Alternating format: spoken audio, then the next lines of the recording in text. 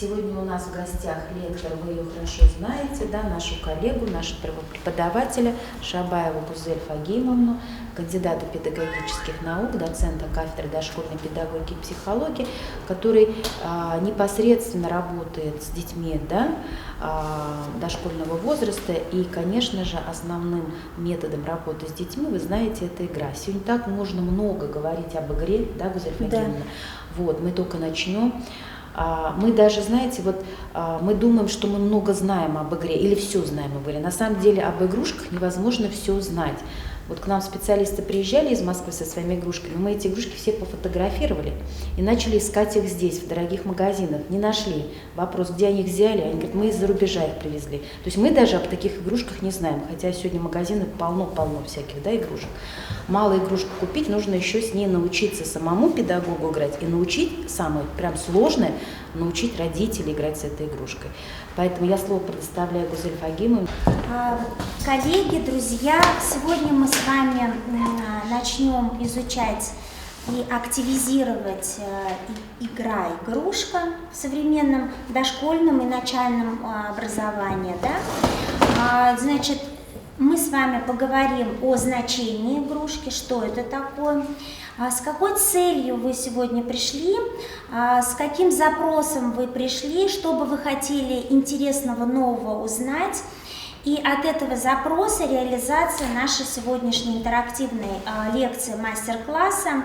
И я, безусловно, с вами поиграю обязательно, да? Это самая вкусная часть нашей лекции. И есть ли у вас свои дети? Нет. Планируете, да? Так, есть какой возраст? Трое. Одному 10 лет, второму 7 лет, третий 3 будет. Вот, ага, разновозрастная многодетная семья, отлично. Значит, и остальные у нас, кто будет смотреть интерактивно нашу видеолекцию, как раз-таки вы себе можете записать на листочке, каким запросом вы пришли послушать эту лекцию. От этого зависит осознанность, включенность в наше изучение темы. Как вы уже поняли, Лена Фаритовна сказала, что я занимаюсь системой дошкольного образования уже с 1995 года, опыт работы огромный, и начинаем со слов «это жизненная лаборатория детства». А как бы вы назвали игру? Какие бы вы фразы бы сказали? Что такое игра для вас? А вы соглашаетесь с этой репликой, что это лаборатория детства? Да. Прочитайте, что вас удивило в этих фразах?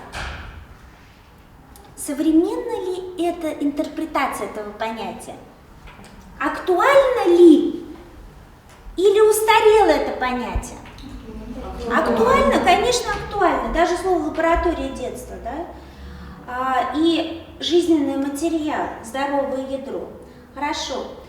Что же такое игра? Самостоятельность, общение, самосознание, креативность, воображение, произвольность. Если взять разные интерпретации разных наук, это анатомия, физиология, это философия, психология, различные науки будут интерпретировать это понятие по-разному, правда ведь? А самое важное из этих понятий, что для вас ближе всего и понятнее? Общение. А что такое общение? Взаимодействие. Передача информации при взаимодействии, да? Отлично, молодцы. Так чем же мы сегодня будем заниматься? Вот я постараюсь вместиться.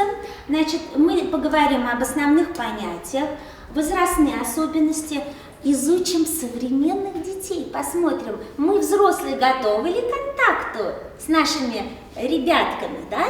Интересно узнать?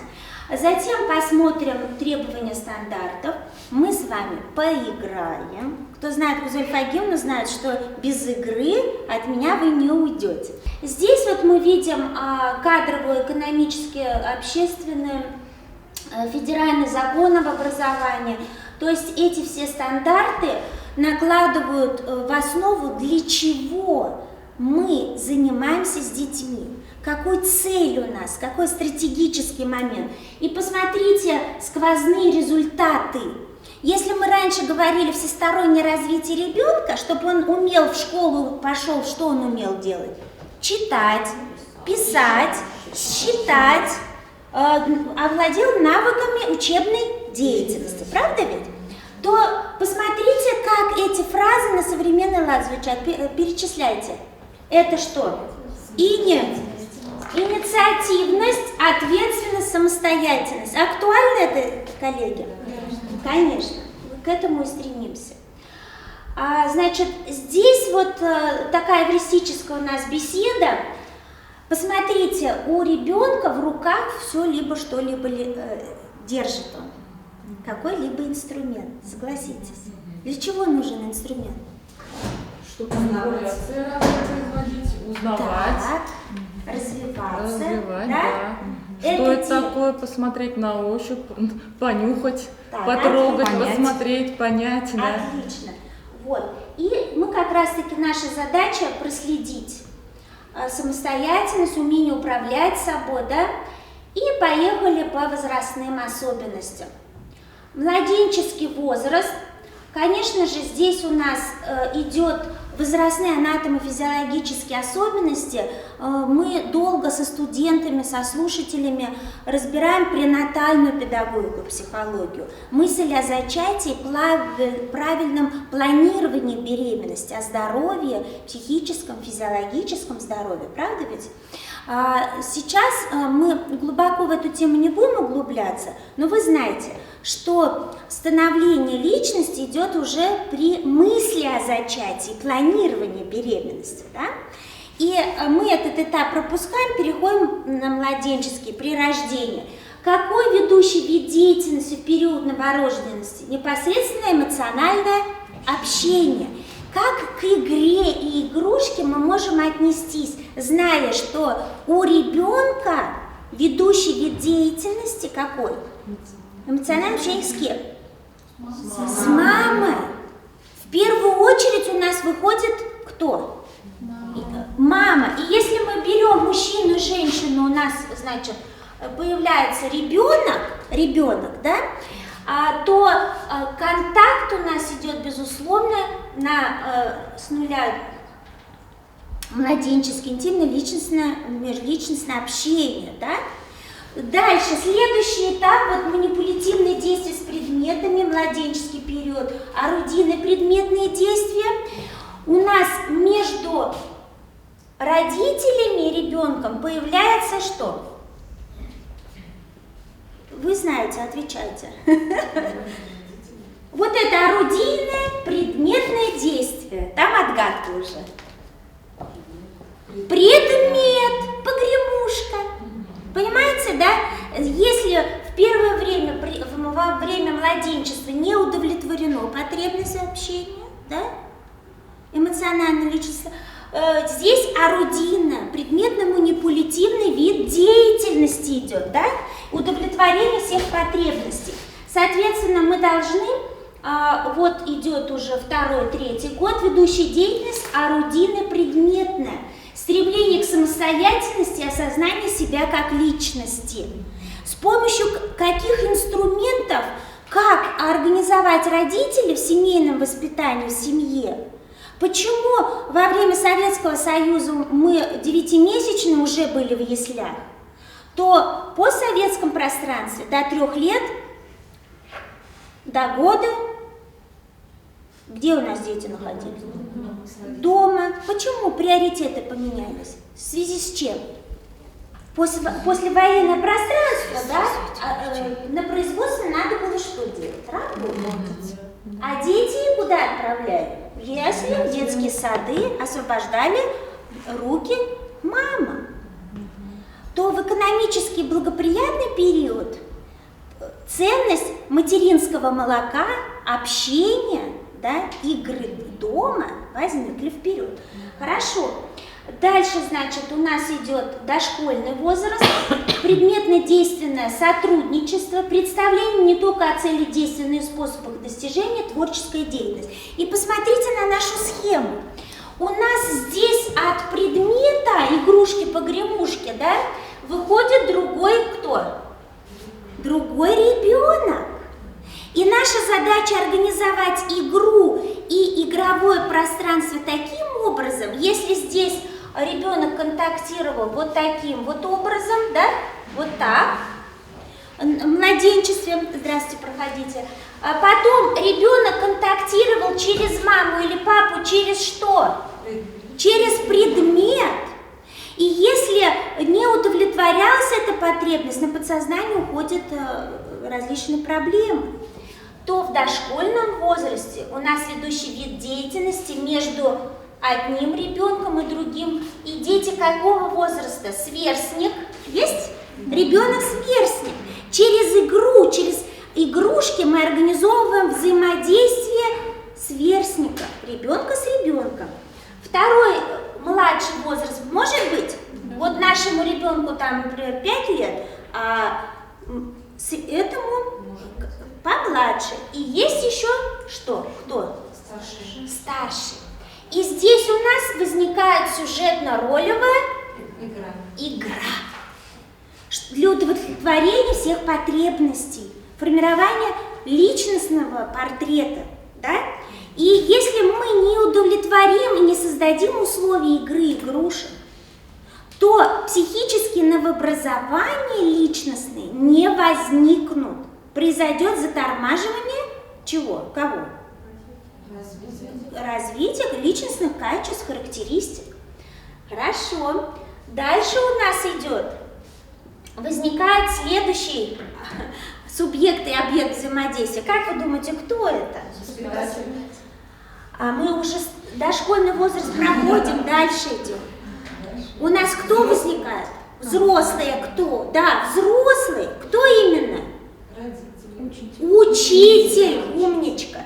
То есть у нас здесь авторитет переходит кто? На кого? От родителей. На учителя.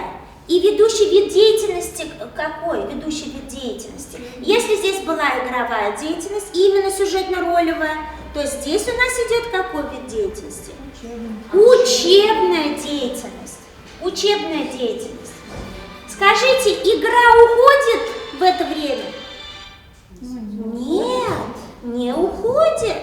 Сегодня мне было 6 лет, у меня игра, ведущий вид деятельности. Завтра мне наступило 7 лет, и я не играю. Вы взрослые, вы играете? Да. Игра проходит через промежуток всей нашей жизни. После младшего школьного возраста следующий какой период, девушки? А? Ну, да, младшие классы заканчиваются, следующий этап. Да, подростковый мы переходим на следующий этап, да, более 10 лет, 11. Что там происходит? Кто выходит? Какие игры, игрушки ли? Что в приоритете? А? Изучение себя в картине мира, да, и себя. И ранее профориентация, да, определение, куда, кем я стану. То есть мы, посмотрите, от игрушки погремушки перешли к чему? К познанию себя и выделению себя в пространстве. Какими инструментами я буду взаимодействовать? Хорошо. Значит, дальше.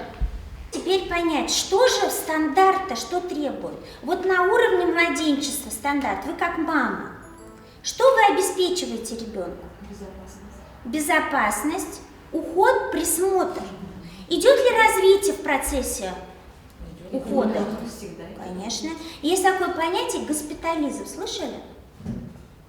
Когда ребенку удовлетворяют потребности, его кормят, поят, да, ухаживают за ним, но социальной улыбки и комплекса оживления у ребенка не появляется. Что происходит, Айгуль?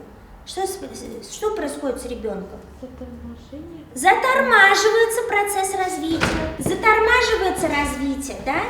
И есть такой эксперимент Вселенной 25 называется, когда мышей в количестве 100 человек, хотел сказать, особей, организовали им отличные условия: кормление, питание, удовлетворение игровых, значит, инстинкта самовоспроизведения. И в течение года, знаете, что произошло с этой колонией мышей? Умерли, истребились они. Знаете почему? Как вы думаете? улучшение условий жизни. Не было точки, да. И вот здесь мы показываем, что микростресс, эволюция, человек начинает что делать? Стремиться к развитию. И мы вот с вами на этой схеме увидели, как трансформируется поведение ребенка, его портреты. И мы, как взрослые, должны меняться. Или мы должны усюсюкать и баюкать ребенка и оставаться во младенческом периоде. Мы должны следовать психическим новообразованиям, актуальную зону и ближайшую зону развития учитывать. Что это значит? Это отдельная история, да? Вот. Здесь, значит, мы пошли по возрастным особенностям: жажда деятельности, состояние радости, стремление, желание учиться, да? И возрастные, социальный переход, объективные изменения. И посмотрите, взрослый должен четко понимать анатомофизиологические изменения обмена веществ, в том числе работы эндокринных систем, и структуры мозга, и подбирать методы и приемы, и у нас игры растут вместе с детьми. Конечно. Усложняются методы и приемы. Вот это самое важное. Формируется психологическая готовность в школе, да, интеллектуальная и так далее. Посмотрите, в достойном положении в семье у ребенка, да, мы формируем в раннем возрасте, здесь идет кризис 3 лет, он говорит: я сам, ребенок говорит, да, мы уважаем его потребность. То посмотрите, в младшем школьном возрасте, что происходит, потребность в достойном положении, нахождения в коллективе и так далее. И если ребенок потерял игрушку в школе, или телефон, или что-то, родители что делают?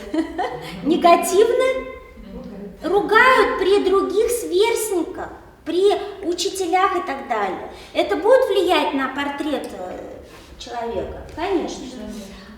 Вот. Здесь самопознание, активности, да, развитие, мотив появляется, смысловая ориентировка, действие, непосредственный результат действий и отдаленные последствия. Если мы в дошколке мы не могли стать взрослым, мы играли взрослого, то здесь уже реально идет изменение всех психических процессов. Какие психические процессы? Мышление, память, воображение, внимание, речь, ощущения. Так, отлично. У нас, если раньше были или совсем порезные, неактивные, или совершенно гиперактивные. Даже внутри одной семьи, вот у вас многодетная семья, да, у вас ребятки друг от друга отличаются уровнем типа высших нервной деятельности, да, нервной системы. И наша задача как раз-таки посмотреть, непродолжительный прерывистый чуткий сон. Есть такой? Отличается. Ранний отказ от грудного молока, повышенный тонус сферы тела, слабая концентрация внимания, быстрая утомляемость и раздражительность, нет усидчивости и терпения. Здесь и сейчас я должен получить результат. Чем хороша система Марии Монтессори, что в игрушке уже заложен принцип самоконтроля и ликвидации, профилактика ошибки. Не взрослый подходит и начинает говорить: ты неправильно это сделал. Позиция над. Взрослый находится над ребенком, да? Значит, дальше. У них повышенная потребность к восприятию информации. Сейчас у нас обилие гаджетов, да? Целостное восприятие на образах, высоко развитая интуиция. Заметили за своими детьми? Интерес к рекламе, который отличается динамизмом. Почему рекламу любят? Почему трейлеры любят смотреть? Быстрая смена, Алина молодец, картинок, динамизм, да? Яркие вспышки, получают удовольствие от непредсказуемости, да? Дальше, восприимчивость к большому количеству информации за единицу времени. Если брать психологию, то мы знаем 5-7 объектов одновременно мы можем воспринимать. То сейчас утомляемость не возникает у детей. Раньше у нас с вами в детстве, вот мы же в детстве были, мы смотрели на несколько объектов, объемное восприятие, несколько игрушек, то к концу дня, через 6 часов у нас возникало запредельное торможение. То у современных детей 21 века у них идет распределение, порхающее внимание, так называемое.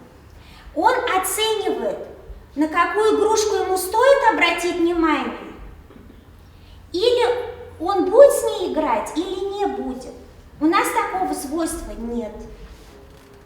Ну вот в нашем периоде, когда мы были детьми. Дети мыслят блоками, модулями, квантами. Поэтому очень, коллеги, важно, вот, подтверждение, это модель, схема, где с помощью схемы мы изучаем стихи, сказки, рассказы составляем.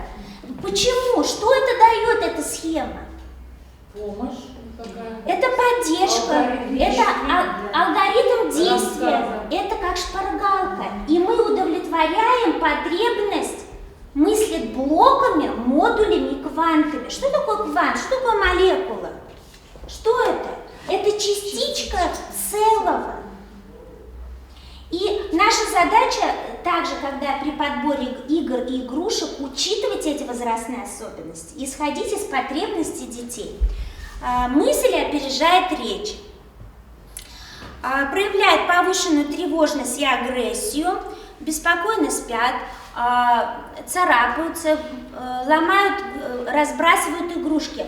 Было исследование, я проходила повышение квалификации в Москве по экспертизе игрушек, и мы там изучали статистические данные одной семейной пары с детьми. У них в одной комнате у ребенка насчитывалось более 600 объектов из игрового материала. Скажите, из 600 игрушек ребенок, как вы думаете, играл? Ну, какими-то, наверное, играл. На определенный период времени он играл. Да. Но потом что происходило? Умничка молодой.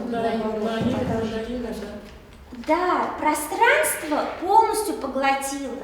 Сменяемости игрушек не было, да? Сильная потребность в общении и, коллеги, посмотрите, а родители откупаются от ребенка. Что они делают? Они дарят ему еще игрушку, но не показывают, не презентуют, как с ней играть, как вступать в контакт. Такие вот ситуации возникают, значит, когда в семье в гости приходит, ребенок играет с игрушкой, и у нее забирают эту игрушку. И думая, что в игрушке дело, а игровые навыки, умения, замысел игры, распределение ролей, да, это в игрушке ли дело? А в ком? Во взрослом? Для чего нужен взрослый? Вот в той схеме нам нужен взрослый. Объяснить, показать. Обучить, вести, да? Поддерживать. За собой ведет развитие, обучение. Ведет? Конечно. Да, отлично. Здесь человеческое тепло и необходимое человеческое тепло.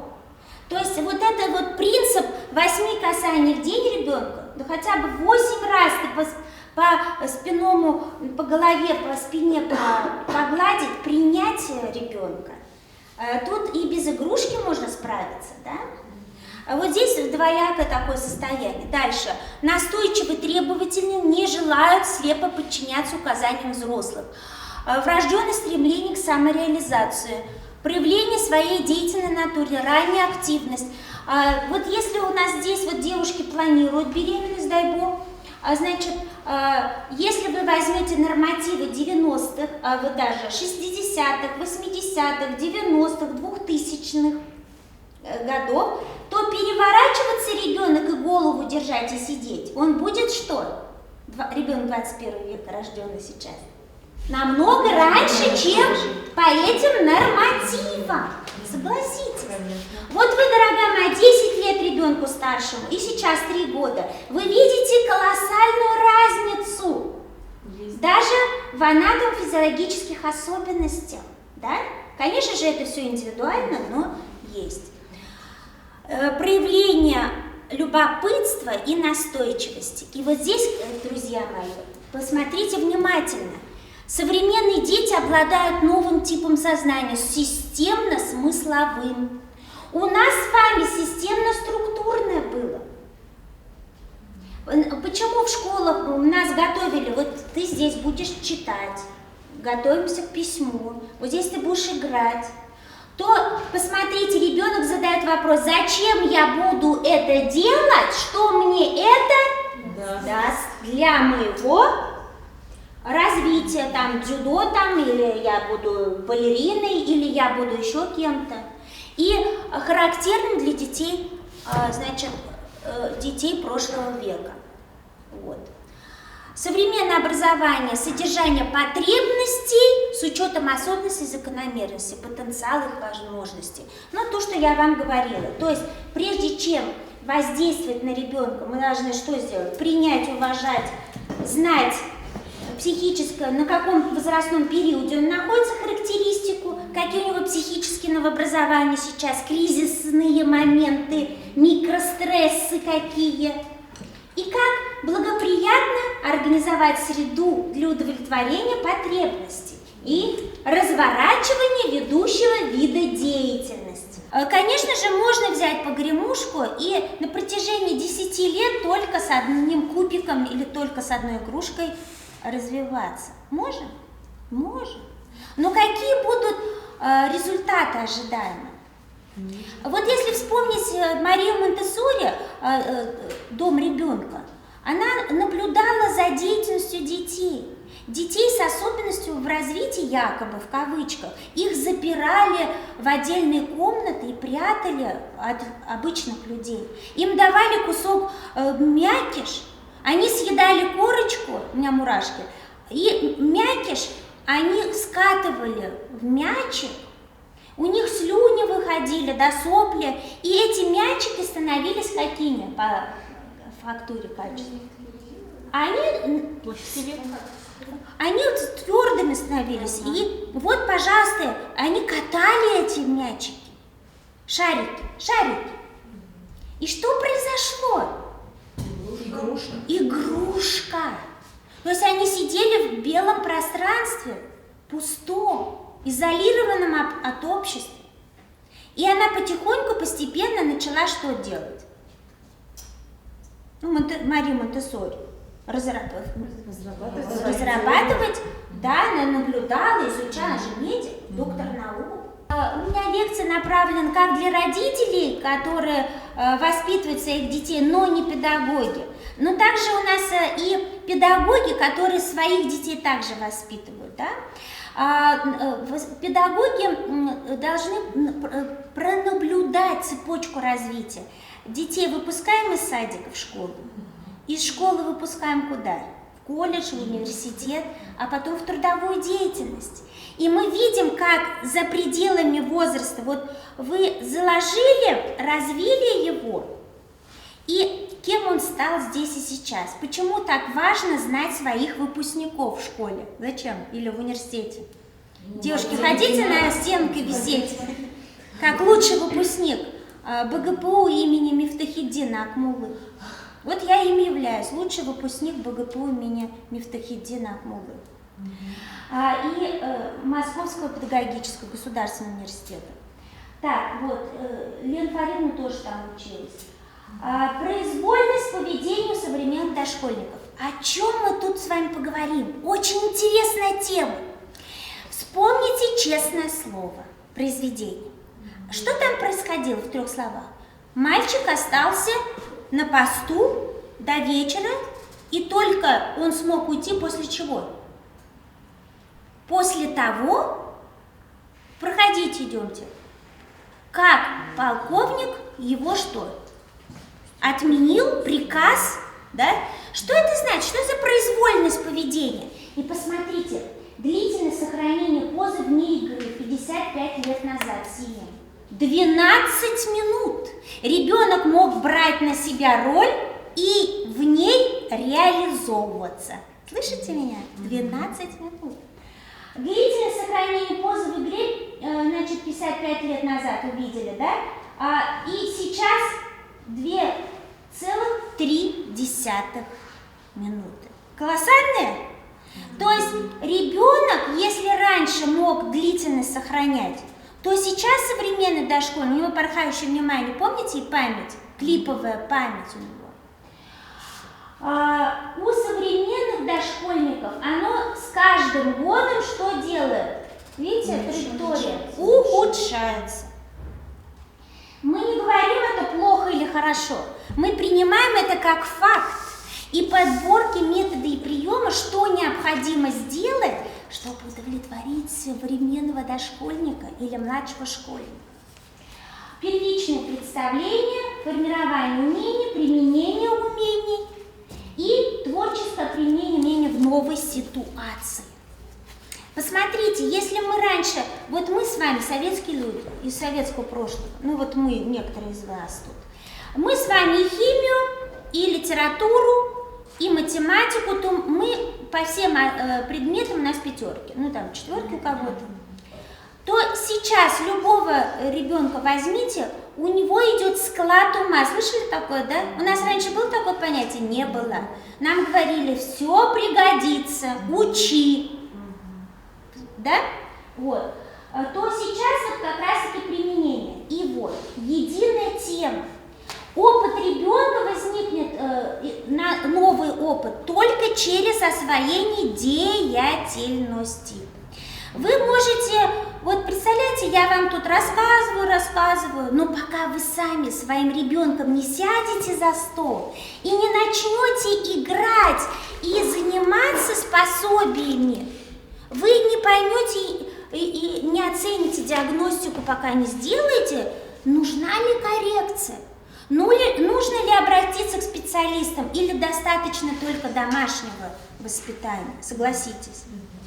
Или же нужно, скажите, вы сами себе зубы лечите? Или вы там аппендицит сами все же не вырезаете, мы обращаемся к специалистам. Если человек сам, не дай бог, да, не способен. Вот. И наша задача – разные виды деятельности. Здесь я вас грузить не буду, здесь системно-деятельностный подход, но скажу так, цель планирования, организации, самоконтроль, анализ. Наша задача через дошкольный возраст, в младшем школьном возрасте и в последующем, вот эту цепочку что делать, коллеги? Прослеживать. Действие, результат действия будет, пока вы все цель не поставите. А мотив? Мотив, какой мотив? Это двигатель развития, да? Вот посмотрите, субъект собственных действий, субъект действий и анализ, самоконтроль, все идет через действие. Здесь у нас идет цель при планировании, организация, выбор. И все игры и игрушки, они у нас распределяются по направлениям развития ребенка. И когда вы идете в магазин и спрашиваете запрос у вас, если, да, вы сразу думаете, чем мой ребенок любит заниматься. И вот это очень формула классная, да, вот, Айгуль, ты вот по какой формуле? Человек-человек, человек-природа, человек-животное, человек-механизм, Лисан? Человек-природа, Айгуль, нравится, у Лисан? Человек-человек. И исходя из выбора, мы будем подбирать методы и приемы. Понимаете? А как это выявить? Как понять, что ребенку нравится именно это направление? Мы же даем право выбора. Но не зная, мы не можем выбрать. Поэтому мы сформируем картину мира. Это социально-коммуникативное, познавательное, речевое, художественно-эстетическое и физическое. И вот эти направления, игрушки, игры, игровое пространство, физкультурное уголок дома, книжный центр дома, кулинарное искусство. Вот кулинарию вы там в какой раздел поставим? Ваши дети любят готовить? Они готовы к самостоятельности жить? Социально-коммуникативные, еще какие предметы? Художественно-эстетическое, физическое есть? Вот. Я вам только что показала, что идет интеграция. То есть все идет, виды деятельности пересекаются. Молодцы. Отлично. Так, здесь мы, конечно же, долго на этом не будем, я вам уже рассказала. Здесь непосредственно эмоциональное общение со взрослым. Если не удовлетворяется потребность, мама инфантильная или она сухая, эмоции не проявляет и не контактирует, социальной улыбки нет, комплекса оживления нет, вот эта проблема на подсознание уйдет у ребенка? Уйдет. И во взрослом виде, когда ребенку надо будет заниматься другими важными ведущими деятельностями, у него потребность будет какая? В непосредственном эмоциональном общении, уси-пуси. И взрослый мужчина у вас будет инфантилом. Понимаете? Почему? Кто в этом виноват? Семейные устои традиции. Так, дальше. Ранний возраст, ситуативно-деловое общение и предметная, значит, манипуляция. В дошкольном вы видите игровая деятельность. Значит, здесь идет учебная модель, какая же из них лучше, да? Это непосредственно образование. И вот здесь мне очень нравится вот эта форма образовательной деятельности. Посмотрите, мы сами, самостоятельность, мы что? Вместе. И взаимодействие с воспитанниками. Но наша задача гиперопеку уметь выключить вовремя. Для разворачивания самостоятельности. Игрушки помогут? Конечно. Презентация трехступенчатый урок поможет? Конечно. Очень поможет. Значит, и если более глубоко идти, то каждая образовательная область ведет за собой что? Виды деятельности. То, что с вашими детьми в школе и в детском саду проводят. Здесь отдельно мы можем остановиться на речевом развитии. Здесь мы можем проговорить игровой материал, игрушки связаны с речевым развитием, как вы уже поняли логику, да? Мы здесь идем по стандарту, в каждом направлении есть свой набор игр и игрушек. Вот. Здесь у нас это обогащение словаря, это грамматический строй речи, это звуковая культура речи, это связанная речь и наша любимая художественная литература, обучение грамоте. И вот по всем этим направлениям подбираются свои комплекты игр. И вот сейчас вы наверняка видите, это интерактивные пособия, различные папки, лэпбуки так называемые, да, когда родители вместе с детьми выбирают карточки, картинки, да, и по мере прохождения оформляют это что? В виде вот такой вот книжки на коленках. Лэп – это коленки. И посмотрите, вот у нас сегодня какое время года? Март. Весна. Да? И тема у нас птицы. Мы весь месяц изучаем тему птиц. У нас связка, уже в прошлый раз сказала, что какое время года было? Зима. Там такие, про каких птиц мы говорим? Зимующие, перелетные, да? Кочующие птицы. Очень интересный прием, я всегда говорю про снегиря. Значит, спрашивают, а где же снегирь-то находится? Дети отвечают, он летом умирает, снегирь, он же зимний, зимой же только мы его видим. Очень интересно беседовать с детьми. И когда на занятиях мы играем, занимаемся, мы просим родителей, участников образовательных отношений, активизировать те знания, которые мы дали на занятиях. Да? И мы даем набор вопросов, художественно-эстетическое даем поделки сделать, и в том числе вот так они родителям и ответили, что снегирь летом умирает. А на самом деле что происходит? Со снегирем кто знает? Это кочующая птица. Зимой мало остается ягод в лесу, и он поближе прилетает к людям. Хорошо. Так, значит, дети 21 века, я здесь более подробно не буду останавливаться. Какие же причины, почему теряется прервана связь с поколениями? У нас все дедушки и бабушки куда ринулись? Зарабатывать деньги, да? У нас раньше наших родителей кто воспитывал? Бабушки, передача от старшего поколения к младшему поколению, да? Усиленное внимание мега- и макрофакторам, динамизм, нестабильность социальных групп, общества в целом. Причины низкого, да. Здесь вот и почему же ребенок одаренный, цифровой, слышали такие формулировки?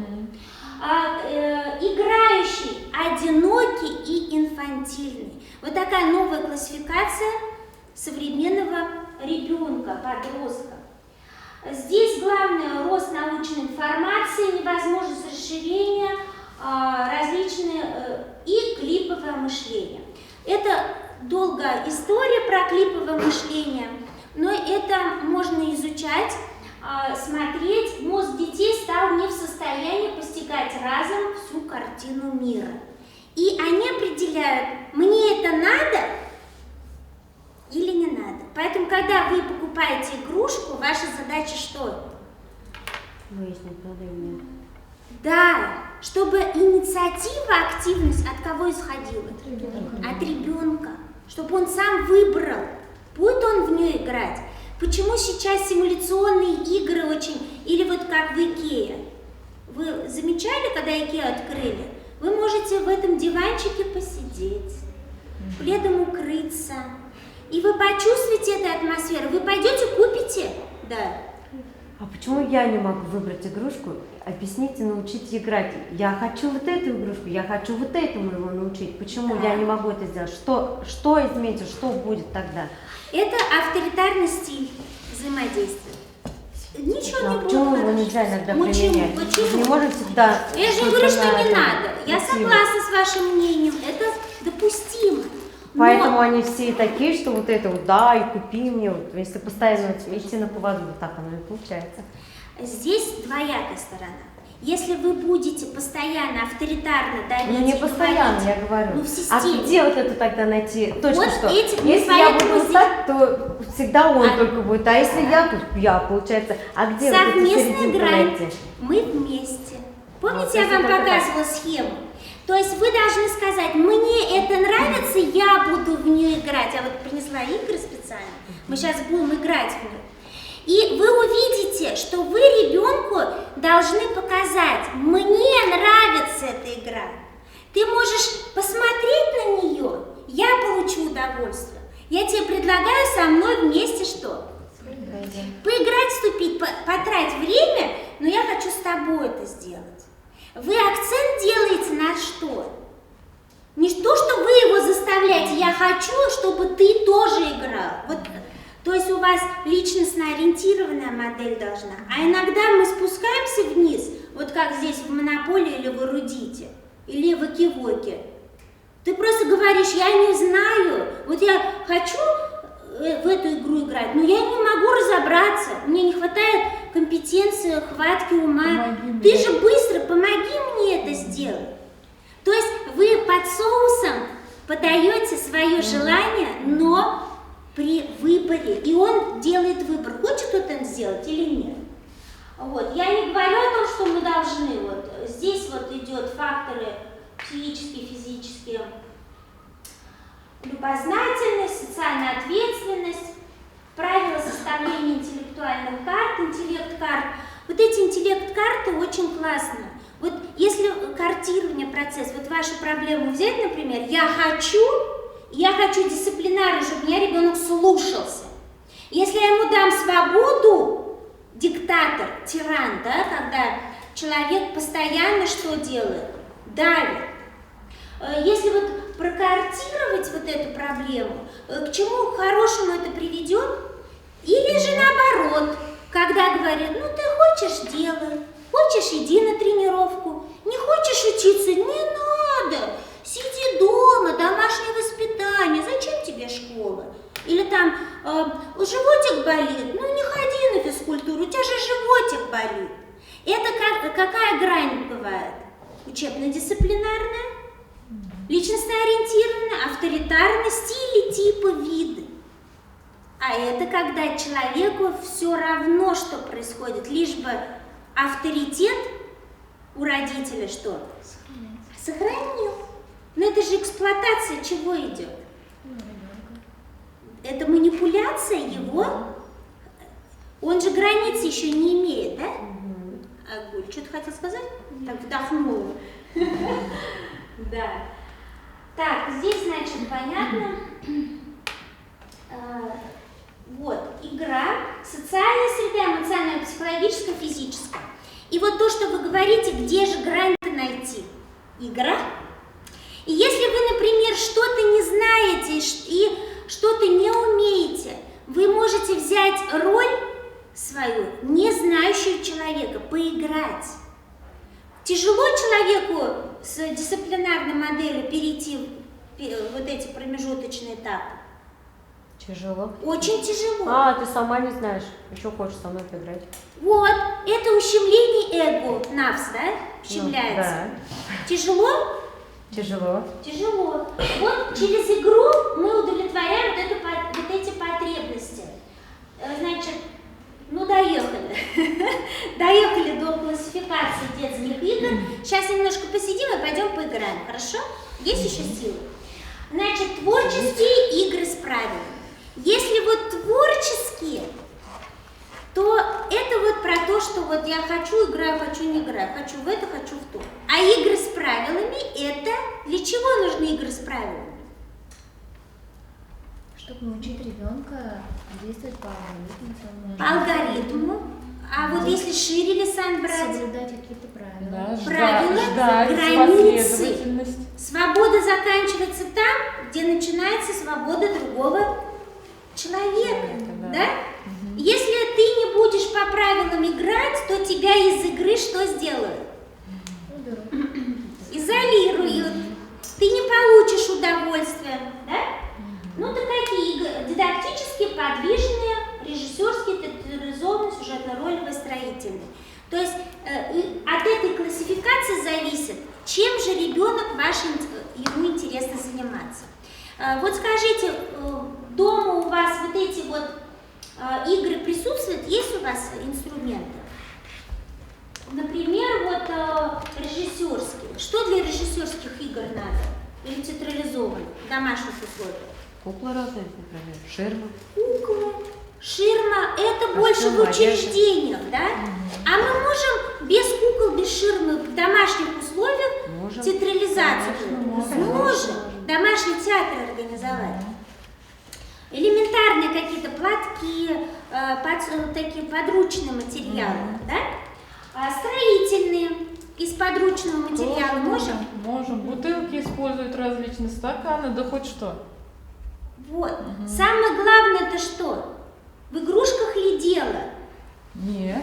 В организации игрового пространства замысел, умение развернуть этот замысел игровой, распределить роли и получить удовольствие от процесса. Правда ведь? Конечно. Так, значит, здесь идут особенности процессуальной игры, эмоциональная включенность, действие от мысли, а не от вещи. Вот то, что я вам говорю. Действие от мысли, а не от вещи. Вот у этого ребенка 600 игрушек, коллеги. Это от более 600. Но у него нет чего? Идейного наставника, который показал бы, как с этой игрушкой можно развернуть, оживить ее, чтобы он активизировал внутреннее свое состояние. Хорошо, дальше. Этапы формирования игровых замещений. Как вы думаете, вот этот фломастер чем может, какую игрушку и предмет-заместитель, что мы можем, пожалуйста, Градусник. Можем? Можно. Шикарно, Лена Фаридовна. Дальше. Микрофон. Микрофон. Труба. Я Космос. Труба. Да. Посмотрите, я уже в роль вошла. Скалку можем? Можем. Посмотрите, сколько мы назвали различных вариантов. Вот. И наша задача, как взрослых, активизировать что? Мысль, да? Вот. Фантазию. Фантазию, да. И посмотрите, присоединение, совместная игра, наблюдение за игрой взрослых. Ребенок никогда не будет играть, если он не будет что? Видеть это. Знать, видеть. И видеть удовольствие, как люди получают. Согласитесь, да? Этому обучать надо. Подражание действиям взрослого. А к чему он будет подражать? Если мама не читающая, не говорящая, не играющая, ребенок тоже будет. Это его право таким быть. Но мы-то какую цель ставим? Гармонично развитый, стрессоустойчивый, активный, социально-коммуникативно развитый и так далее. Самостоятельно отсроченное подражание с проявлением вариативности игровых действий. Креатив возникает. Коллеги, мы можем сделать зубную щетку. И посмотрите, в какой руке я держу зубную щетку. В левой. Каждое утро вы чистите зубы. Чистите? Мы, кто правша, правый чистим. Вот с сегодняшнего дня попробуйте месяц эксперимента. Чистим зубы только левой рукой. Каждое утро, каждый вечер колпачок. У нас два полушария, правый у нас бездействует, ну у вас. Я-то постоянно действую, я и пишу рукой левой, и рисую левой, двумя рисую, правополушарное рисование. И пишем, и вы увидите, как нейронные связи между нервными клетками активизируют, у вас память улучшится. Для этого игры различные используем для детей, чтобы два полушария сразу работали. Отлично. Вот, например, вот мозаику берем, там Супер. огурцы, мы сажаем огурцы двумя сразу же руками, или у нас специально есть такие карты, Так. тоже вот берем здесь синий, здесь красный, и вот ребенок манипуляции вот такие, и тут зигзагами, например, Отличная одинаковые игра. действия. Вот, отличный опыт. Вы видите в действии, так, девушки, запоминайте. Значит, когда теория реализовывается в практике, и когда ребенок видит, что вы не просто ребенка заставляете делать, а делаете это сами с удовольствием играете, сами левой рукой манипулируете двумя. Хорошо. Дальше, становление игровых замещений в раннем возрасте, эмоциональная вовлеченность взрослого в игру. Вы видели, как взрослые играют с детьми? Отойди, не мешай. Я же тебе купила игрушку. А эмоциональная вовлеченность, помните, эпипеи игры такие есть? Ребенок, ку-ку, я здесь, да? Какая психологическая особенность здесь формируется? Эмоциональность. Во-первых, здесь выделение себя из социума, я сам, да? Вот это вот. Птичка полетела на голову, на мою голову села. Вот. Эмоциональная вовлеченность, процессуальная, здесь, значит, правильное действие с предметом, ну и условия. Кукла проснулась, идем гулять, купание. Вот когда мы проводили эксперимент в детском саду, к сожалению, дети обогащение словаря, пододеяльник, наволочка, манжета, там вот разные такие слова в своей речи в активной не употребляли. Потому что их никто этому что? Не обучал. В Икее купили подушки, пледы, и у них в бытовом действий не было этих предметов. Значит, дальше. Изобразительная игра, режиссерская, сюжетно-ролевая через игру. Так. Нашим детям по 10 лет, да, например, что там, куда он пойдет учиться? Какой профессией он обладает? Мы знаем, что будет через 10-20 лет? Нет. Чем отличается 21? Вот посмотрите, атлас новых профессий, загляните, системный биотехнолог.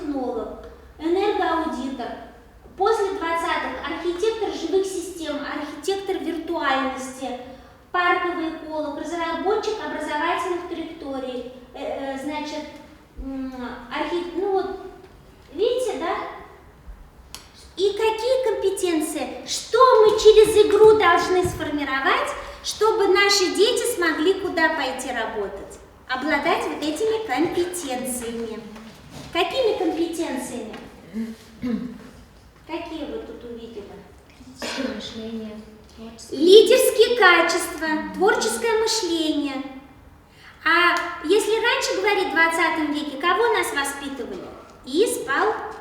Исполнителями, трудоголиками. Нам было запрещено креативить, творчество проявлять. Тебе же дали образец по шаблону. Почему ты нарушил этот шаблон? Я выбрала этот шаблон, надо было его сделать. Я так захотела. Вот. Значит, критическое. Игры современных дошкольников. Посмотрите, какой низкий уровень развития игровых навыков. 5% только высокий.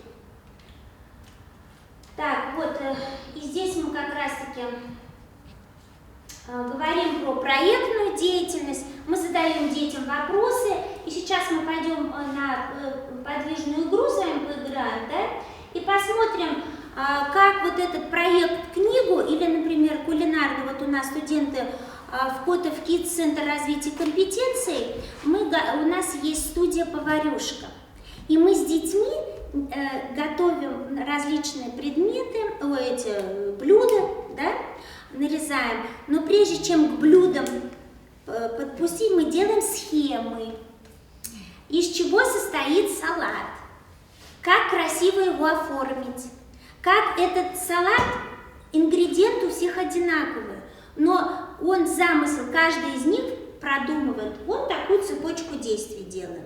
Или такая история, например, ребенок уронил хлеб, кусочек хлеба шел и уронил.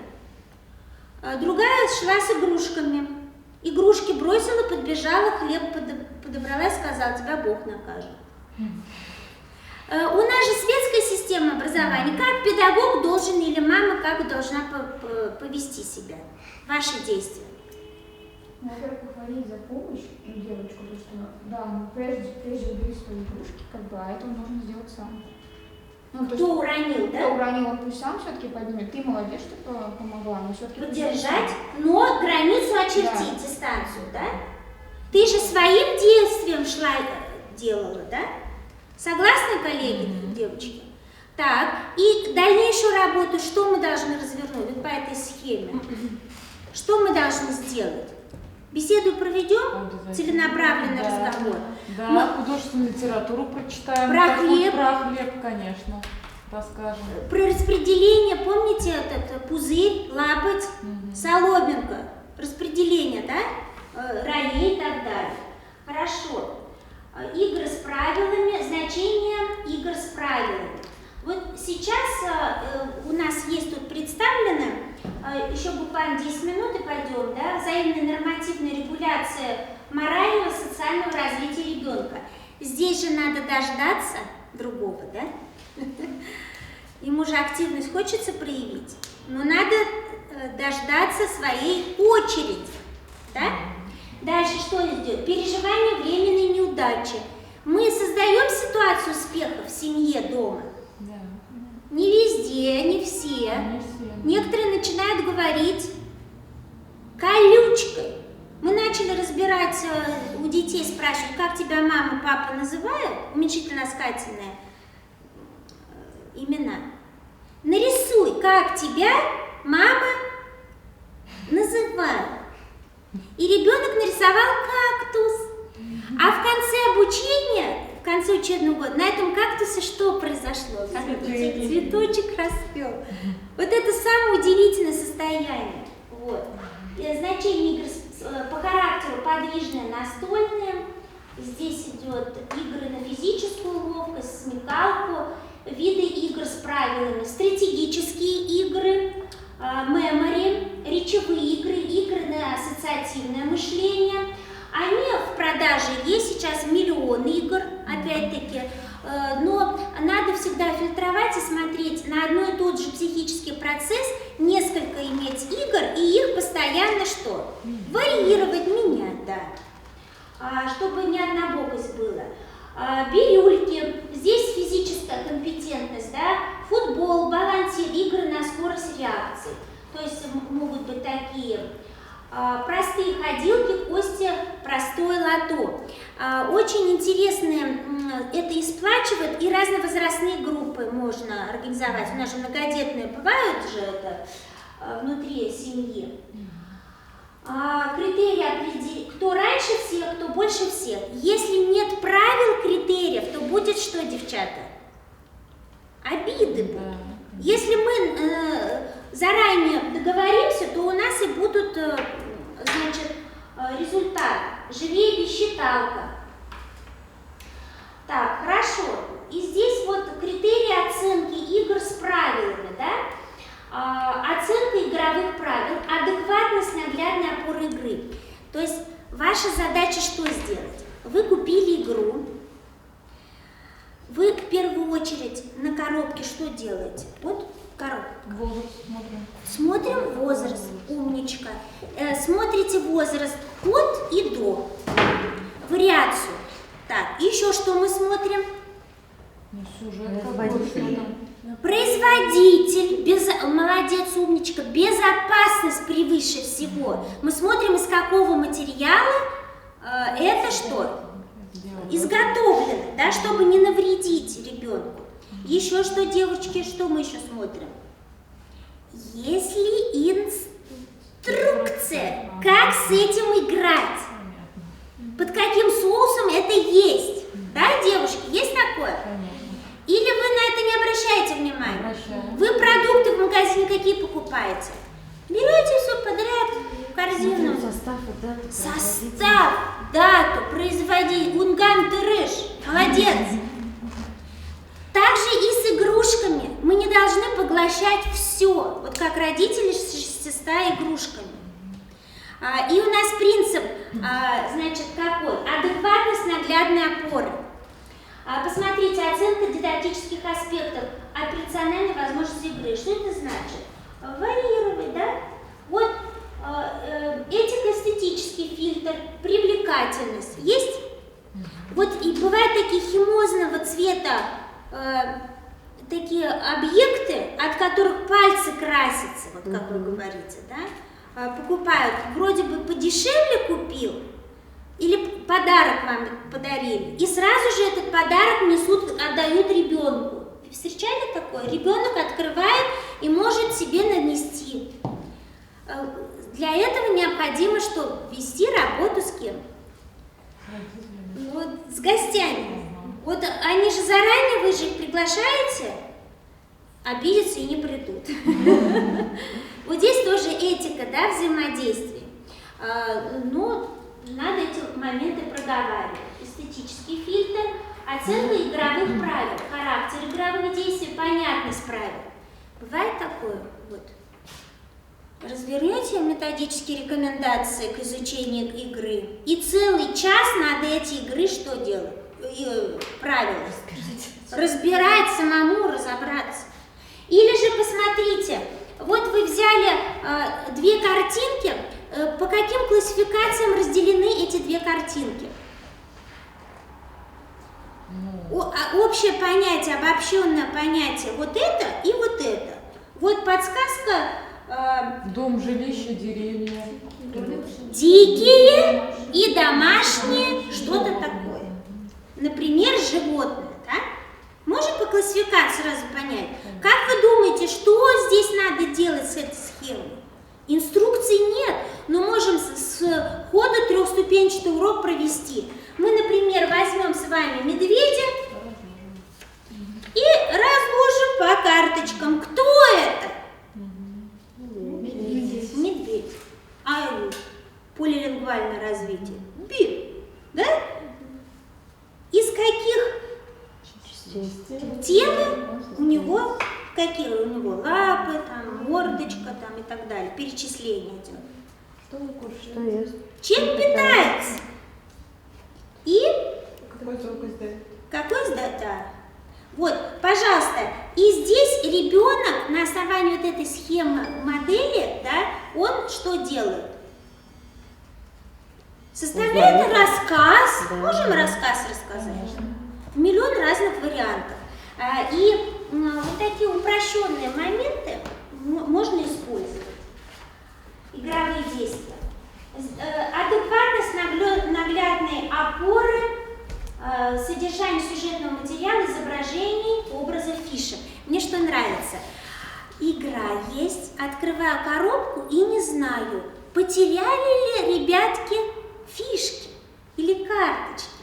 Что должно в описании обязательно быть? Количество оборудования, чтобы я могла по этому чек-листу понять, все ли у меня в порядке. Могу ли я с этой игрой поиграть в следующий раз? Да? Дальше. Здесь, значит, оценка дидактических аспектов, дидактические задания, нагруженность игры дидактическими моментами, избыточное, соразмерное или отсутствие. То есть вы время потратите, удовлетворения не получите, и что произойдет? Запредельное торможение. И вместо того, чтобы ребенок развивался, у него будет запредельное торможение, переутомление. И что? В следующий раз он захочет это действие совершать? Ну, как минимум, нет. Так, дальше здесь критерии качества игрового материала, доступность действий, размер относительно руки ребенка. Очень интересно, почему мелкие предметы детям-то мы не даем? Даже взрослые, и мы проводили эксперимент, студенты начинают манипулировать предметами, могут и в ухо нечаянно, ой, попало. Чушь говорит про детей. Здесь, значит, я долго останавливаться на дидактических играх не буду, мы лучше поиграем, хорошо? Здесь направленность, роль взрослого, структура игры. И вот здесь дидактическая игра, да, вы роль взрослого, вы управляете, вы обучаете, вы берете на себя инициативу. А в совместные действия, когда вы уже обучение провели, вы отходите на второй план, вы говорите: «Бельми, бернамекей, бельми, научи меня, я ничего не знаю». То есть вы должны уметь менять что? Роли, но не нарушать свои принципы. А какие у нас принципы? Мама сказала, так должно быть. Почему мама сказала, так должно быть? Что, какой принцип мы реализовываем? Постоянство природосообразности, авторитет мамы, да? Так, структура, тут этапы, значит, игры забавы, игры с ролью, игры задачи, игры соревнований. Вот, ну, идемте поиграем. Вот, меня зовут Гузель, а вас как? Меня Алина зовут. Мышонок, да? Передавайте. Мышонок, меня зовут Аюй. Так. Меня зовут Рамиля. Привет. Привет, Мышонок, меня зовут Диана. Привет, я Елена. Здравствуй, меня зовут Лайса. Так, Мышонок, всех ты услышал? Будешь с нами играть? Будет. Он будет сидеть и наблюдать за нами. Здесь, значит, мы знакомимся, общаемся с вами, да? И я вам предлагаю поиграть в жестово-образную игру. Это венок дружбы нашей, да? Мой любимый венок, такая Александра, да, мы знаем, да? Правую руку вытаскиваем и показываем большим пальцем, что мой сосед находится слева. Мы можем подключить папу, соседей, друзей внутри дома, да? Давайте подходим ближе и захлопываем на пальчик. Так, вот, у нас получился. Поворачиваемся и поехали. Еле-еле завертелись карусели. Можем? А кто знает про весну какой-нибудь стишок или песню? Да. Сульки плакали, под лучами солнца таяли, голубые слезки капали и про Талику оставили. Дин-дон, дин-дон, дин-дон. Отлично, молодец. Вот, следующая, так, Диана, давай, стишок какой-нибудь, пословицу. Заходи. Заходи. Так, кто еще? О, художественное слово надо знать. Учить надо почаще, побольше. И здесь вы не просто стоите песенку, а в действии. Когда ребенок может задействован, это вы в коллективе, на дне рождения, на прогулке где-то вы можете использовать. Это у нас может быть тюбетейка, может быть тюбетейка. Вот видите, как тюбетейка. Или как юрта, может быть как юрта. То есть разные виды, разновидности. И самая важная задача, чтобы вы своего ребенка старшего дошкольного возраста, да, или младшего школьного, научили вовлекать в коллектив, чтобы он не стеснялся, ему комфортно было среди других. Если он знает игры, если он знает художественное слово, какие-то прибаутки, то тогда будет ему что? Легко организовать досуг. Правда ведь? Вот. Также мы можем поиграть в такую вот интересную игру, как облачко. Давайте. Так. Вот. Посмотрите, какое у нас облачко к нам прилетело, да? Мы его поднимаем, это облачко, и что делаем? Опускаем. Здесь, посмотрите, ребенок очень активный, ему очень сложно стоять и что-то делать. А когда вы ему в руки даете какой-то предмет, он может весь крутиться, вертеться, но он будет стоять, да, и выполнять действия. Какую игру мы можем здесь придумать с этим действием? Мы можем поднять, поднимаем, я забегаю что? В центр, да, и выполняю действия. Да. Например, я говорю, я рада, что я вас всех приветствую, да, игра и игрушка – это основа полноценного развития. Сейчас каждый так сделает. Вы поднимаете, я что делаю? Выхожу. У нас заканчивается теоретический материал, поэтому мы такую рефлексию. Давайте дальше. Лисан, забегаешь. Что для тебя игрушка? Игрушка – это для меня развитие, строй развития ребенка. Так, отлично. Так, дальше бегите. Давайте. Так. Раз, два, три, четыре, пять. С вами будем прыгать сейчас и скакать. На одной ноге попрыгали. Так. Молодцы. Молодец. Зимой к нам прилетает облачко. Или там летом. Летом у нас солнышко, зеленое есть и синее еще. И мы каждый раз меняем. И здесь еще облачко может быть. Ой, облачко говорю, колодец. Вот. Мы можем на конец вот этих ярлычков налепить липучки, да, и на липучки сделать карточки. И ребенок уже входя, вот как вы встали в центр, да, и он, например, раз у него ступор, он не знает, что сказать, и его выделили из толпы, и, значит, поставили в центр, и он растерялся.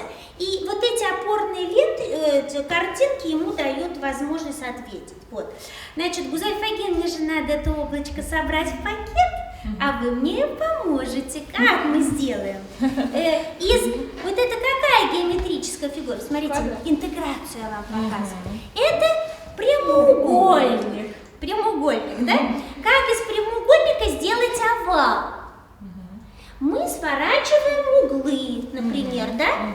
Как сделать треугольник? Мы можем что сделать? Сложить, да? Вот. А если мы пополам свернем, и, в общем, мы совершаем с детьми различные манипуляции. То есть мы не молча соединяем, да? А постоянно активизируем. Вот отрезки мы можем посчитать. Мы можем кулачки. Посчитайте, сколько у нас кулачков. 1, 2, 3, 4, Прям 5, касайтесь. 6, 7, 8, 9, 10. Ура! 10, всего 10, да, ФМ, математическое, да, пополам будем делить. Мы будем локтем измерить, да? Мы можем измерить? Да, вот конечно. вы держите, складываем, не отпускаете, складываем, не отпускаете, складываем, спиной друг к дружке. И такие говорите: до свидания. И выходите. До свидания. Вот, значит, а мы с вами что делаем? Держим. Что вы? Держим. И что мы здесь делаем, девушки? Мы выполняем задание. Например, делайте нам один хлопок. На один хлопок вы должны подпрыгнуть. А на 2 хлопка должна присесть. Я же сказала, я буду приседать. Теперь меняем на 1 установка. На 1 хлопок вы подпрыгиваете, на 2 хлопка я Присаживаюсь. Будьте внимательны. А вы меняете по-разному делаете, да? Ну, в общем, понятно, да? Вроде бы мы материал собираем, ну, в смысле, это помогаете Гузель Фагимовне, а с другой стороны мы с вами что делаем? Играем и занимаемся, и делаем общее дело. Ребята, посмотрите, а мы с вами уже собрали пособие, облачко наше, и оно к нам еще раз прилетит. Ну, может, туда положить, Агу, спасибо. Вот. Теперь идемте поближе сюда. Значит, не бойтесь меня, да? Значит, жестово-образные игры. Давайте поиграем. Когда ребенок перевозбуждается, или он заторможенный, наоборот, если ребенок перевозбуждается, мы говорим: минута тишины. Если вот брать Марию Монтессори, она что сделала? Она принесла живого младенца, который спит, спящего. Они положили все предметы, подошли и начали что делать? Слушать, как ребенок дышит во время сна. Понимаете, да? Мы можем с вами сердце послушать друг у друга. И здесь вот идет движуха, да? Мы можем легкие как дышат. Мы можем послушать друг у друга, что пульс. Некоторые дети говорят, что я умер, у меня нет пульса. А если мы с вами попрыгаем, лимфодренажные прыжки сделаем, у нас активизируется? Вот миллион разных движений. А перистальтику кишечника мы можем послушать? Животик как урчит. А можем мысли друг у друга прочитать? То есть вы каждый раз ритуал вот такого вот беседы, если у вас один ребенок, то вот так играете, ручками держите. Если 2-3, то еще интереснее. Главное в чем дело? Минуты шалости давать детям, официальные минуты шалости. Поиграем в минуты шалости, Айгуль? Хочешь со мной минуты шалости поиграть? Что мы делаем? Мы говорим, вот здесь процесс иррадиации, торможения и возбуждения. Мы полтела что делаем?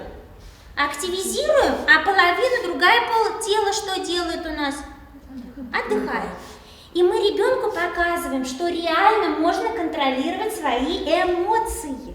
Мы говорим: ребята, у меня правая нога шалит сегодня, и она будет топать. Покажите у вас левая или правая сегодня шалит? То есть вы влекаете. Кто у вас будет, левая или правая? Давайте постучим. Именно вот башкиркаши, да, пяткой. Почему? Активизируем зоны больших, да, через акупунктурику пяток. Вы представляете? Венозная кровь начинает что делать? Прыгать. Вы почувствовали легкость на ногах? А посмотрите, при этом в следующий раз вы ковырялочку будете делать, в следующий раз еще что-то делать. А эта сторона у нас какая? Неподвижная. И минуты шалости даете. Давайте прокричим, горловую медитацию будем делать. Вот это вот, открыть рот и гласный пропеть. А-о-у. Вы даете возможность детям что? Эмоциональный всплеск. И прокачать эмоциональный интеллект. Вот жестово-образные игры понятно, да, коллеги? И наша задача уметь передать, например, мы можем тепло рук передать, значит, приветствие, мы можем кулачками, да, постоянно. Есть у вас, передавай, что же это? Значит, у вас есть кодовое слово в семье?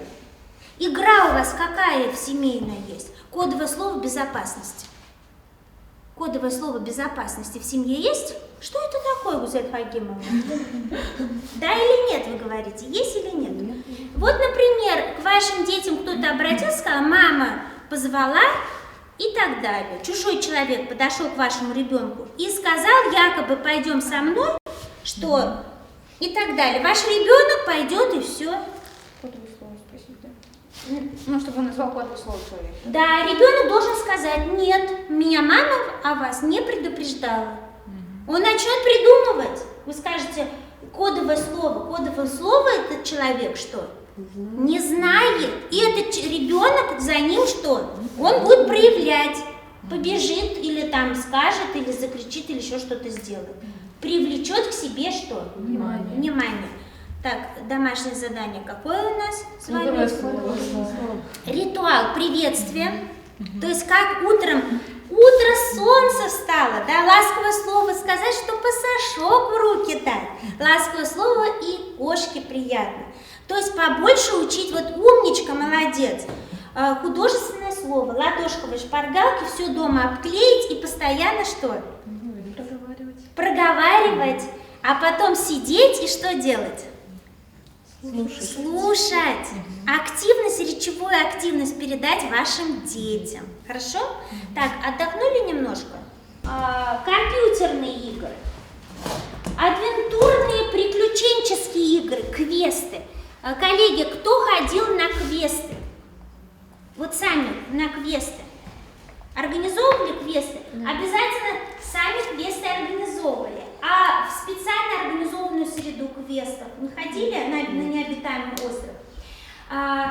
Это очень отличный опыт проведения, но сейчас у нас специфическая ситуация, да, коллективная, мы не собираемся, но на перспективу обязательно поставьте коллективно, всей семьей, друзьями сходить на квест или же придумать самим провести это. Здесь вот как раз-таки мультипликационный фильм с интерактивными свойствами, это компьютерные игры. Здесь вот компьютерные игры, это стратегии, аркадные, ролевые, 3D экшен, логические стимуляторы. Сейчас очень современные дети играют в стрелялки. Critical Ops называется. Слышали такие? Уже хорошо, что не слышали, да? Скажите плюсы и минусы этих игр, стрелялок. Быстрота реакции. Быстрота реакции, отлично. Умение ориентироваться в пространстве. Ориентировка во времени, а не на скорость. Мелкая моторика пальцев рук, но только проблема какая? Развиваются вот эти пальцы. Они или в 4 пальца играют, или вот этими пальцами. То есть, вот посмотрите, идет зажатие вот этих длительно. Часами дети сидят, пока взрослые не отгонят. Если раньше дети сидели около телевизора, влипли, то сейчас они сидят с айпадами, с телефонами и так далее. Еще плюсы этой игры какие? Ну, коммуникация с друзьями. Коммуникация через интернет, а сообщество, они там молодец, я говорю, переписываются. Быстрота реакции, ориентировка, меткость, глазомер. Они, получается, в интернете переписываются, а в итоге, когда они увидят друг друга, они разговаривать как таковому не могут общаться. Это письменная речь, вот, да. Письменная речь Письменная, только, да, наоборот согласна. же. Ну, в коммуникации есть и интерактивное общение, и есть реальное общение, да.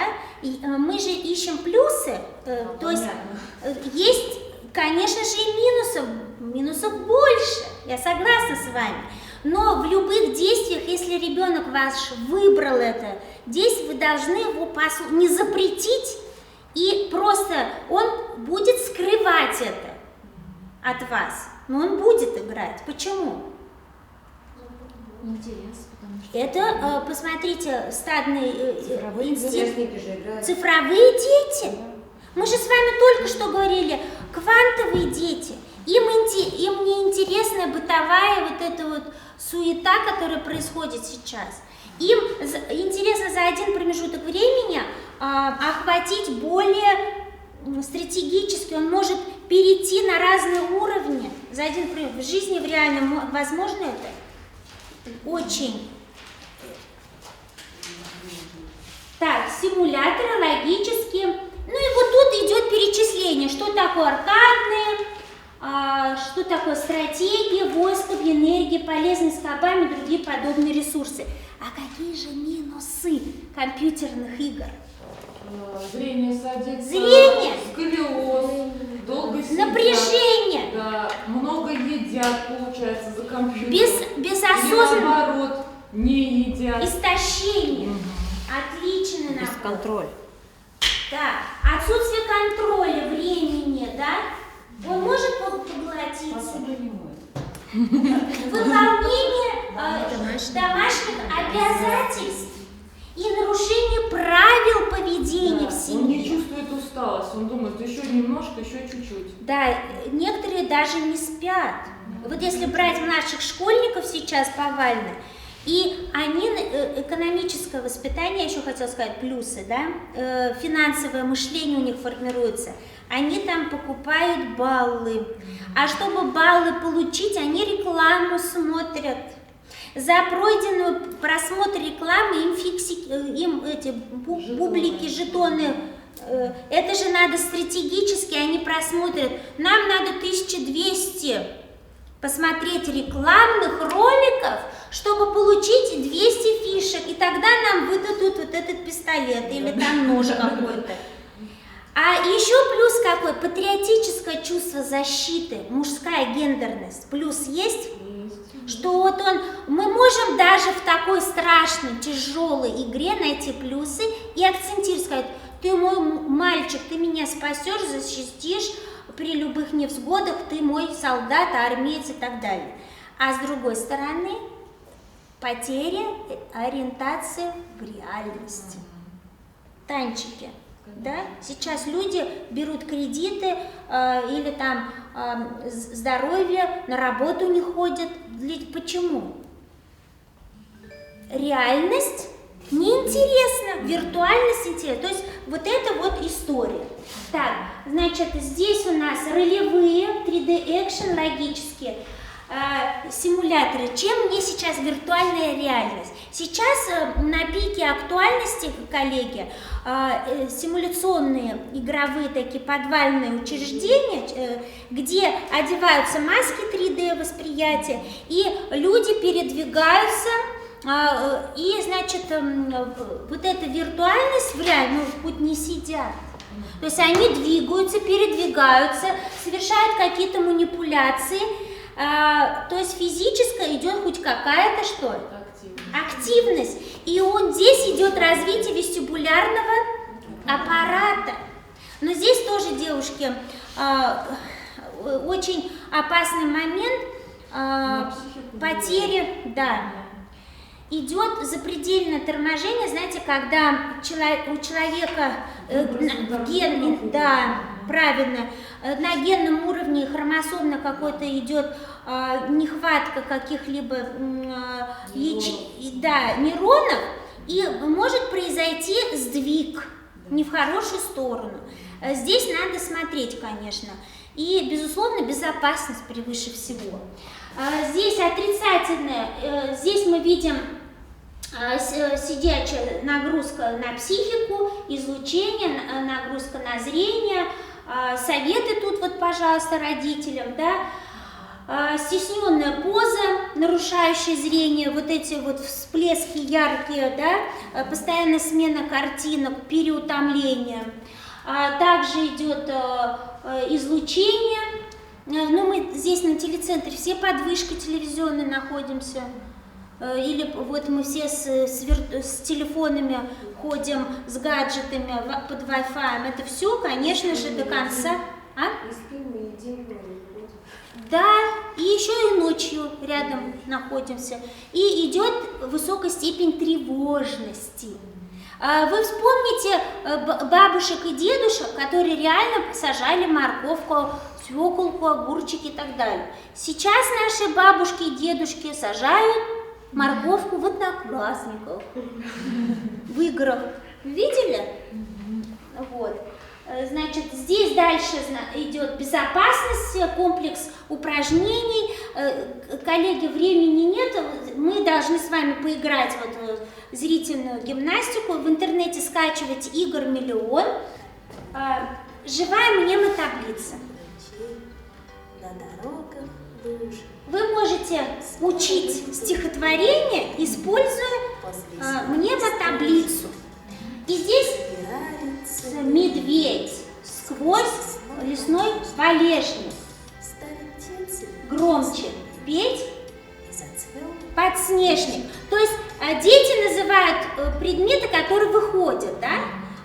Затем идет какие слова?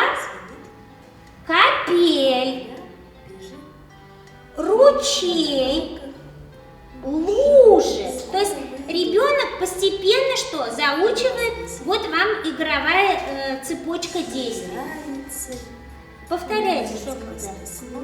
Валежник, птицы, песни, валежник. И постепенно ребенок уже учится.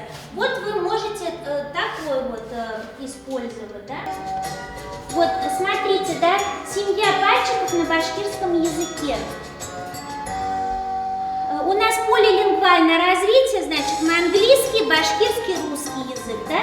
Вот вы можете использовать такие фрагменты для этнокультурного, для реализации.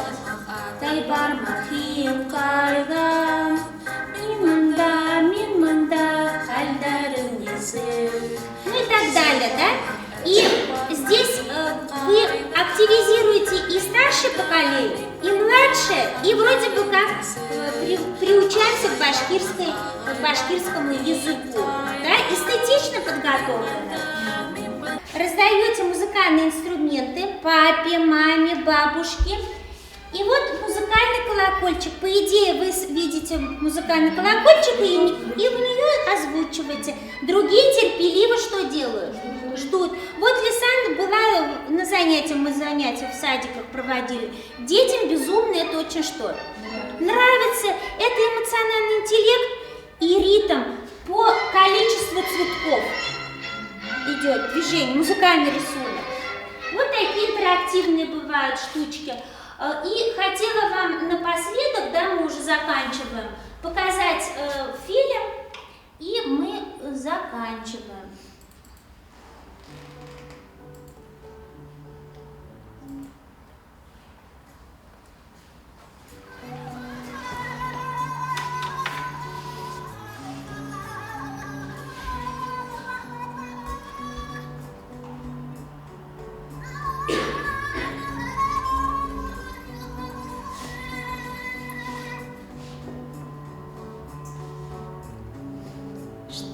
Он встретил.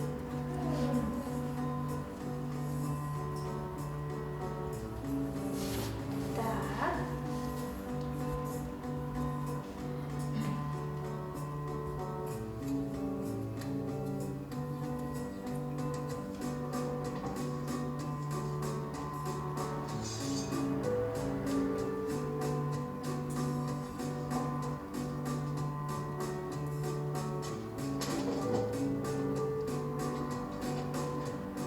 Он короткометражный, поэтому следите за сюжетом.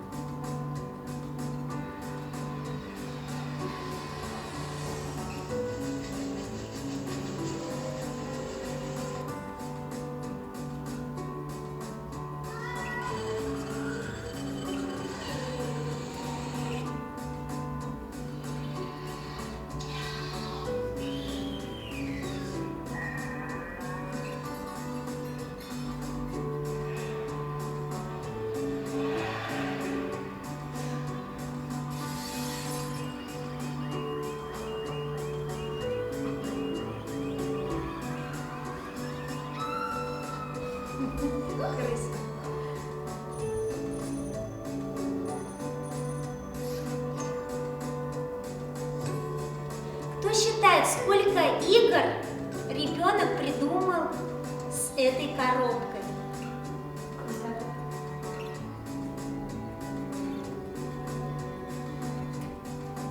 И посмотрите, идет вовлечение кого?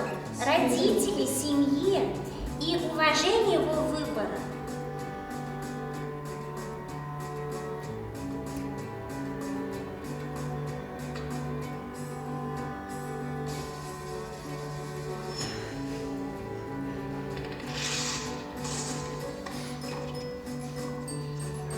Коробка чем стала для ребенка? Заместился игрушки, да? Смысл игровых игр, да, развернули действия. Угу.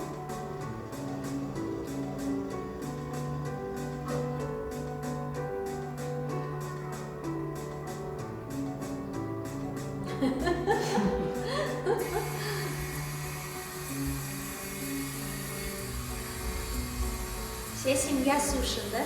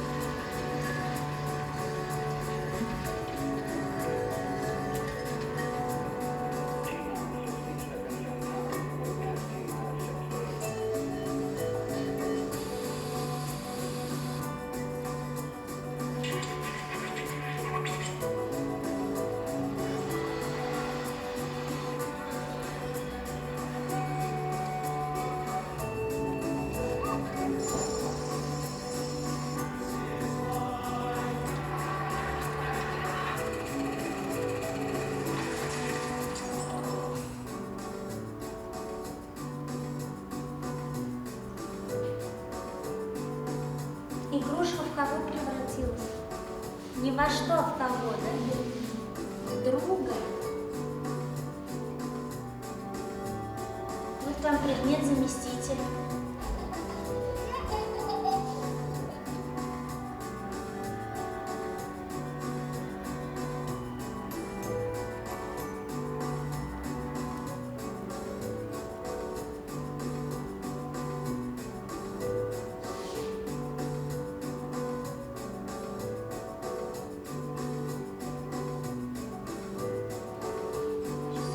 Минуточку. Заканчиваем.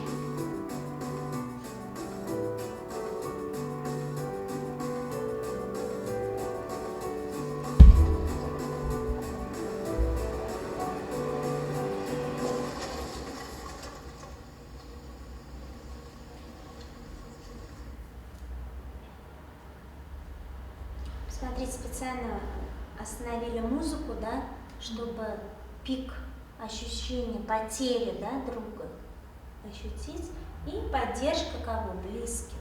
Да? И детская эмоциональная непосредственность. Пережить, принять, да, осмыслить. И вот это космическое воспитание Марии Монтессори, жизнь и смерть, безопасность, правила поведения, что через игру мы познаем картину мира и себя внутри этого мира, да? Взаимоотношения, умение жить полноценной жизнью. Да? Вот этот фрагмент очень нравится, потому что в одном фильме все 2 часа, все, что можно было изучить, все представлено. И посмотрите на его улыбку сейчас. Воспоминания, акцент яркий,